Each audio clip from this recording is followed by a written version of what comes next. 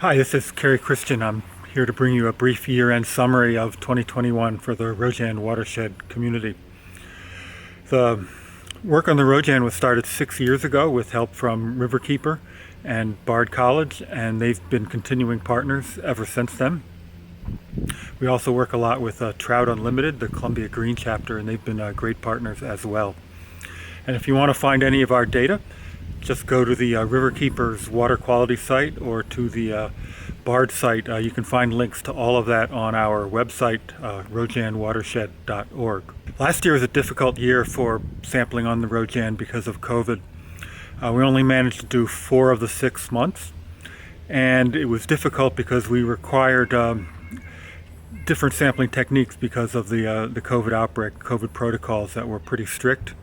And this year we were able to do 6 out of 6 sampling dates, and the protocols were relaxed slightly, so it's a little bit easier on the stream this year. The big news this year is that we added new parameters to our sampling. We're now sampling for organics and for trace metals, and over time we hope to learn more about the Rojan as we learn more about the presence or lack of organics and trace metals. I'll give you a little bit of update on that in a sec.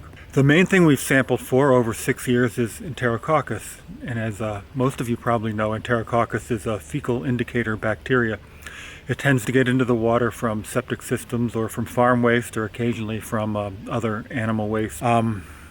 This year, if you look at all the data on the stream, all the dates, all the sites, and you put that all together, we were slightly over the EPA threshold for Enterococcus. That's still a pretty good result, but we'd certainly like to be doing a little bit better.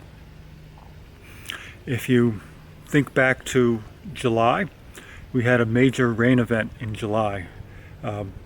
Tropical storm Elsa came through a little bit before sampling. And in July, 10 of the 14 sites that we sampled exceeded the EPA single site criteria for Enterococcus. And that's a pretty typical result on the Rojan when it's rainy, or rainy in the few days preceding. You tend to have worse results than you do in dry weather periods. So this year we're also sampling for organics and trace metals. The organic sampling, we looked at total dissolved nitrogen in the stream, and in more than half of the times we sampled this year, it was exceeding the EPA criteria. For phosphorus, it exceeded the EPA criteria less than half the times. So we're going to keep an eye on both of those going forward. And over the next few years, we'll certainly have a better picture of what's going on with organics in the Rojan. In looking at trace metals, most of the metals that we tried to identify were not present in the samples, or they're present at below the threshold of the instrument that we're using. But 2 of them were detectable, iron and manganese, and in both of those the amounts detected were well below the EPA criteria. If you really want to know more about all of this, there's a very nice paper by Dr. Emily White of Bard College, and it's linked to on our website. We also have some very nice graphs of the Rojan results this year done by Ann Olson of Bard College. We're hoping that next year will be a better year on the stream. We hope that we'll be able to return to sampling with friends, which can make it both a citizen science event and a social event. And we're hoping that there'll be just less tension in general around COVID. That would be, I think, what we're all hoping for. I'd like to thank all the samplers that made this year's work possible. And I'd also like to thank the towns and groups along the Rojan that are paying for the sites that are near to them. That helps fund the program, as do donors.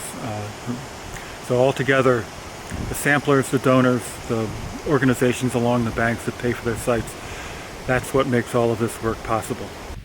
Thanks very much, and see you next year on the stream.